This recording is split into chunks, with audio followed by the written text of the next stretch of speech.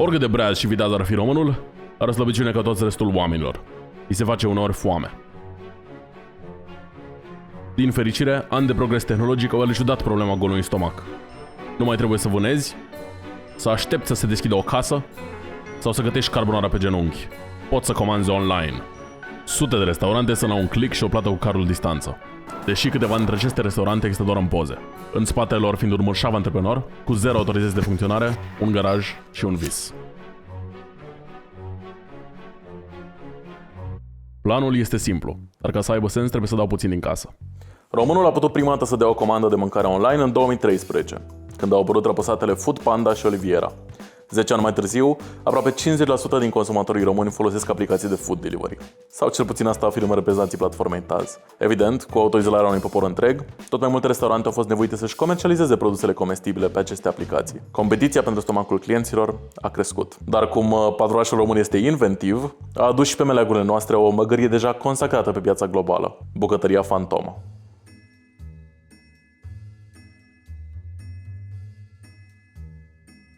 Am în fața mea 3 burgeri comandați de la 3 restaurante diferite de pe platforma Glovo. Deși au venit în 3 tipuri de ambalaje, mai exact o cutie de burger, una de garnitură și alta de salată, ochiul meu de consumator simte că toate aceste comenzi conțin același produs, gătit cu aceleași ingrediente și în aceeași locație. Poate spun asta și pentru că în aplicație numele acestor produse, descrierea lor și prețul de 74 de lei este același. Un model de au și același gust. Aș fi vrut să compar bonurile fiscale ca să văd dacă e o diferență, dar din păcate nu l-am primit pentru niciuna dintre cele 3 comenzi. Așa că am sunat să cer explicații.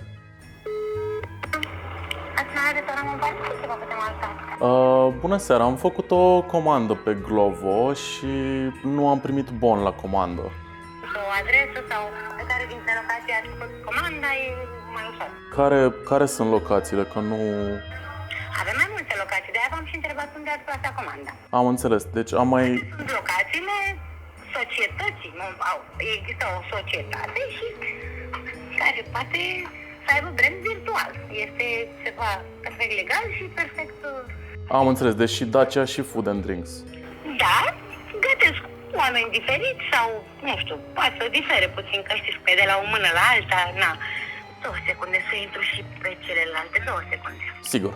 Pe lângă o reticentă confesiune telefonică că toate produsele sunt făcute în același restaurant, am primit după câteva ore și bonurile, care sunt emise de același SRL, din aceeași locație și de aceeași casă de marcat. În acest caz, nu vorbim chiar de bucătărie Fantoma, termen tradus din englezescul Ghost Kitchen, cât de o serie de restaurante duplicitare. Doar unul dintre acestea există fizic, și anume Mon Paris, a cărui conducere a decis să-și tripleze șansele de a atrage clienți într-un mod foarte ingenios. Astfel, își vinde produsele și sub numele de Dacia, care e bulevardul pe care se află restaurantul real, sau, după caz, o marcă de autovehicule, și sub numele de Food and Drinks, un nume la fel de creativ ca lui Andrei Cosmin.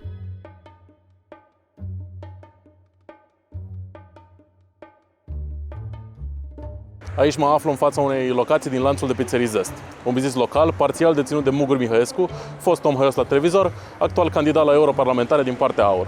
Nu e neapărat relevant că e deținut de el, dar mi se pare un adevăr amuzant. Dacă ești bucureștean, sigur ai mâncat măcar o dată de la Zest. Pizza ca la mama e acasă, dar sigur nu ai mâncat la Zest, pentru că nu poți. Dacă dai un search pe Google, observi că restaurantele nu sunt de fapt restaurante, ci niște bucătării situate în scări de bloc, containere sau demisoluri, unde curierii vin și ridică comenzile plasate online de la un mic gemuleț.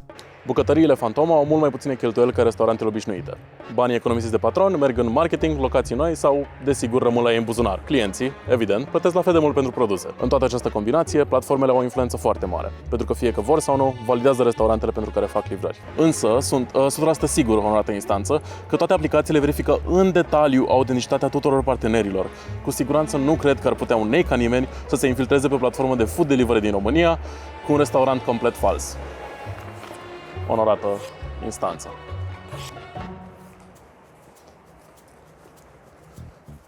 Cei 3 mari livratori de mâncare, ce anume verzi, galbeni și roșii, nu cer lumea și pământul când de restaurant vrea să devină partener. Ai nevoie de o societate comercială înregistrată, un meniu, poze de produs și să le semnezi contractul. După cum spuneam, planul este simplu și l-am pus în acțiune acum o săptămână când mi-am înființat o firmă. Zvixvax SRL, a cărui denumire înseamnă fraudă ieftină într-o limbă scandinavă, e epicentrul operațiunii. Singura activitate declarată de această societate e de curierat. O simplă companie de livrări n-ar trebui să și gătească mâncare. Dar cine sunt eu să judec? Mulți antreprenori sunt multitalentați. Eu, din păcate, nu sunt. Așa că meniul meu o să fie compus din preparate ready to eat pe care o să le listez la suprapreț.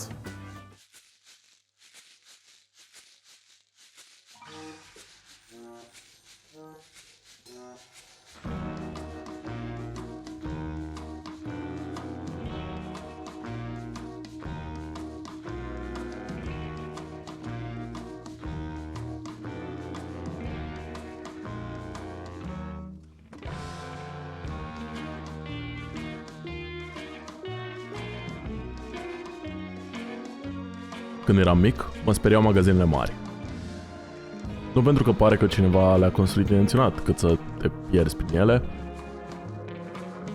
nici pentru că sunt prea multe produse și prea puțin timp să le încerci pe toate măcar o dată. Mă speriau pentru că mi-am prins o dată mâna în banda de produse de la casă. N-am fost niciodată răsărit, dar mereu un pic sceptic.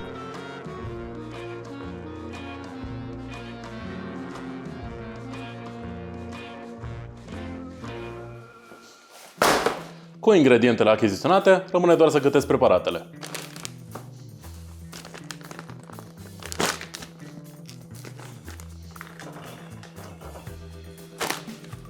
Și să le fac niște poze de produs pentru platformele de food delivery. Și se mai zice că e greu să fii antreprenor. La stația de control, a cărei amplasare de monitoare a perplexat 300.000 de oameni, am încropit un meniu, adică am luat un șablon de pe internet și am schimbat denumirile și prețurile preparatelor. Astfel, cu toate cerințele platformelor îndeplinite, am completat formularele online și m-am pus pe așteptat.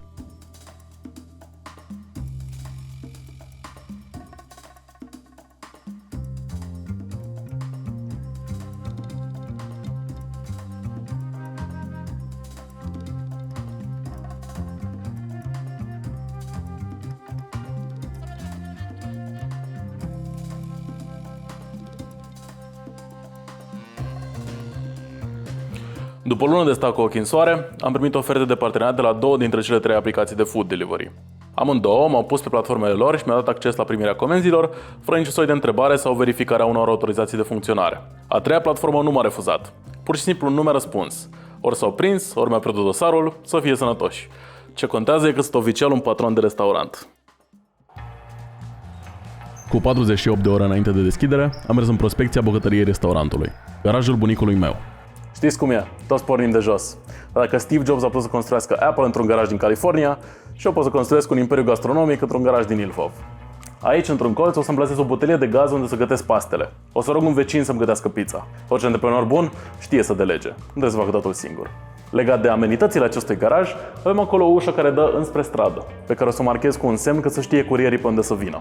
Însă piesa de rezistență este că suntem situați fix în fața ghenei, care înseamnă că nu trebuie să merg departe pentru descotorosirea de frecție umedă sau uscată.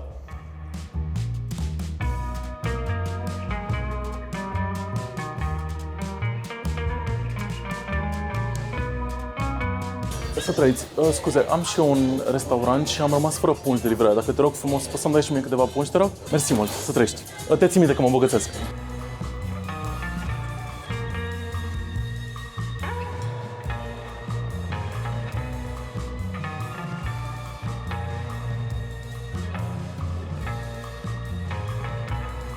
Salut! Dacă te rog frumos și îți dau și bani pe ele, poți să-mi vinzi și mie niște cutii de pizza, te rog? Doar cutiile, 5 cutii de pizza. Mersi mult! Salut!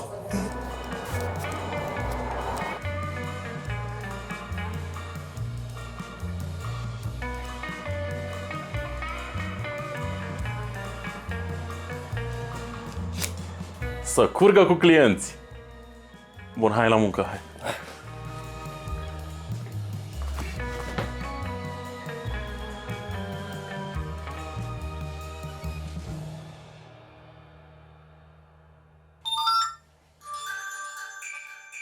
Comandă! Am primit comandă!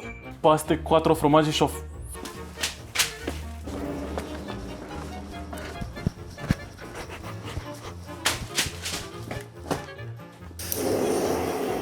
Vine curierul 10 minute. Cotura 2 minute.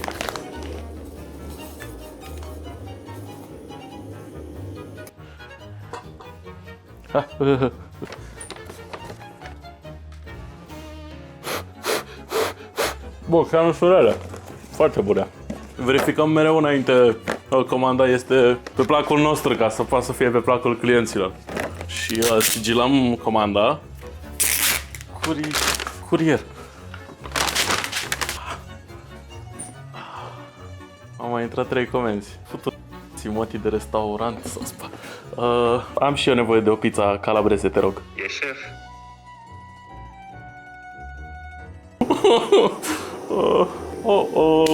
Care schimbă. Hai, Gioco di Glezno, hai mai repede. Așa, 4 minute.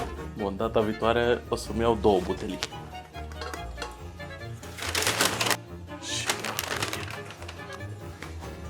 Oh. Ăsta îl cheamă Radu, îi dau o flegmă pe astea. Facem și curat pe bancul de lucru. Noi aici la Zvigsvac nu credem în sare și piper. Unde alta, dar am uitat să cumpăr.